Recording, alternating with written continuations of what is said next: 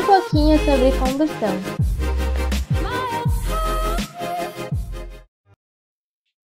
Combustão é uma reação química em que um combustível, que é um material oxidável, reage com um comburente, que é um material gasoso que contém o gás oxigênio, como o ar.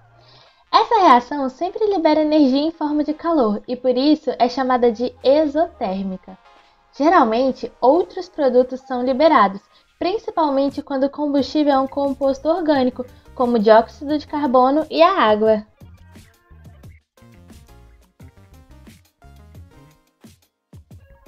Os combustíveis podem ser sólidos, como o papel, a madeira e o carvão. Podem ser líquidos, como o álcool, a gasolina e o óleo diesel. Ou podem ser gasosos, como o gás hidrogênio e o gás butano. Conhecendo o motor. Atualmente, o combustível mais utilizado no mundo inteiro é a gasolina. O motor dos automóveis que utilizam a gasolina, geralmente, é o motor a combustão interna, também chamado de motor de explosão de 4 tempos. O princípio do seu funcionamento se baseia no aproveitamento da energia liberada na reação de combustão de uma mistura de ar e combustível que ocorre dentro do cilindro do veículo. O nome motor de 4 tempos se dá pois o funcionamento ocorre em 4 estágios diferentes. Antes de continuarmos, é importante que você conheça os nomes das principais partes do motor. Em sentido horário, nós temos a vela de ignição, a mola da válvula, a válvula de escape, a água de refrigeração, o pistão,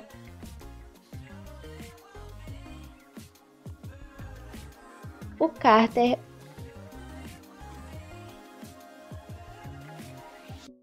o virabrequim,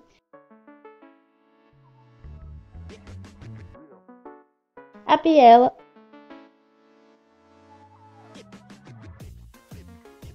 o bloco de cilindros, a câmara de combustão, a válvula de admissão e o local de entrada da mistura de ar e combustível. Agora eu vou te contar como funciona o motor de um carro e o que acontece em cada tempo. No primeiro tempo, ocorre a admissão. No início, o pistão está em cima, isto é, no chamado ponto morto superior. Nesse primeiro estágio, a válvula de admissão abre e o pistão desce, sendo puxado pelo eixo virabrequim. Uma mistura de ar e vapor de gasolina entra pela válvula para ser aspirada para dentro da câmara de combustão, que está a baixa pressão. O pistão chega ao ponto morto inferior e a válvula de admissão fecha, completando o primeiro tempo do motor. Já no segundo tempo, ocorre a compressão. O pistão sobe e comprime a mistura de ar e vapor de gasolina. O tempo de compressão fecha quando o pistão sobe totalmente. No terceiro tempo, ocorre a explosão ou combustão. Para dar início à combustão da mistura combustível que está comprimida, solta-se uma descarga elétrica entre dois pontos da vela de ignição. Essa faísca da vela detona a mistura e empurra o pistão para baixo, fazendo com que ele atinja o ponto morto inferior.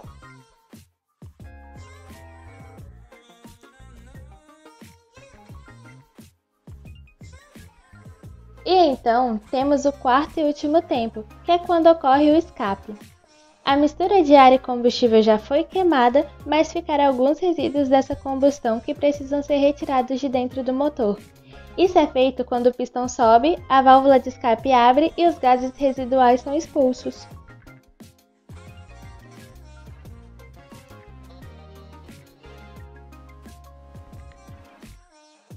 Agora que você sabe como funciona o motor de um carro, vamos ver como é o funcionamento de uma turbina tipo centrífuga, ou motor turbofan, como também é chamada. Os motores do tipo turbofan são os mais utilizados pelos grandes aviões comerciais e jatos executivos. Eles são formados por um tubo-jato com um enorme ventilador na parte frontal que funciona como hélice e são cobertos por uma carenagem. Muita gente costuma chamá-los de turbina, porém a turbina é apenas a parte interna do motor.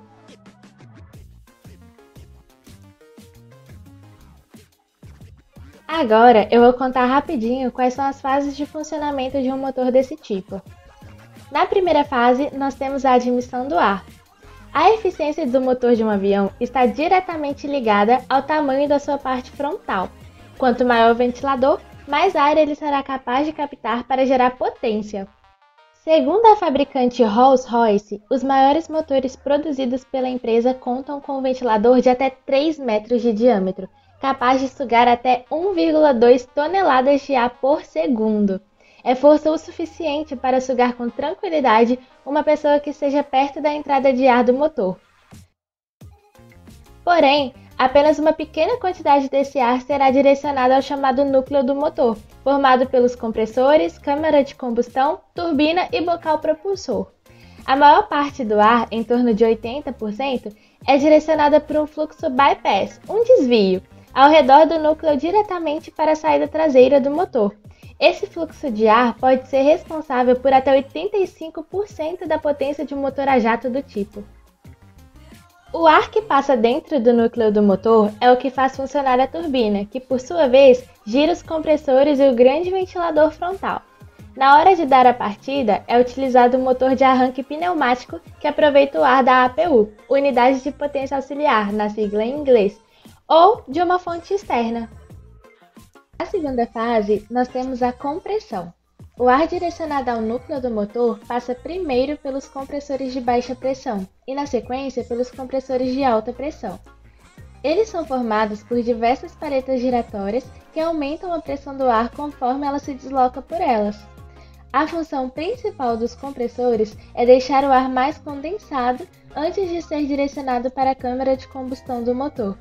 Depois de passar por esse processo, o ar que entrou no motor é reduzido a 20% do seu volume original. A compressão também aquece o ar e melhora a eficiência da queima. Na terceira fase, nós temos a combustão.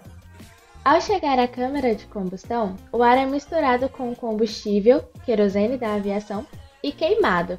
Os gases de combustão gerados durante esse processo expandem-se explosivamente na direção da turbina.